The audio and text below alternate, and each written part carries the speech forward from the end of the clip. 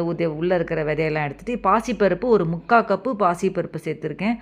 மஞ்சப்பொடி வந்து ஒரு 1/2 ஸ்பூன் மஞ்சப்பொடி. இது எல்லாத்தையும் சேர்த்துட்டு கொஞ்சமாக பெருங்காயம் சேர்த்துட்டு தண்ணி கொஞ்சமாக ஊற்றிடலாம். தண்ணி ரொம்ப ஊற்ற வேணாம், ஏன்னா அதுவே தண்ணி விட்டுக்கும் இல்லையா, அதனால் நம்ம தண்ணி கொஞ்சம் ஊற்றினாலே போதும்.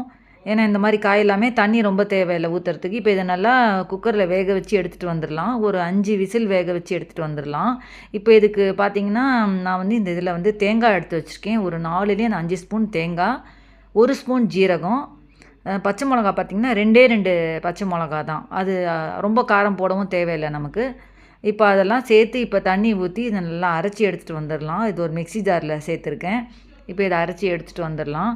இப்போ இந்த நல்லா கூட்டு நல்லா வெந்துருச்சு பாருங்கள். இப்போ இந்த அரைச்சி விழுது அதில் சேர்த்துடலாம். அதோட கொஞ்சமாக தண்ணி சேர்த்துட்டு இப்போ அதை சேர்த்து நல்லா கலந்து விட்டுடலாம். உப்பு இப்போ தான் நான் சேர்க்குறேன், ஏன்னா வேக வைக்கும் போதே உங்களுக்கு உப்பு போட்டிங்கன்னா உங்களுக்கு காய் வேக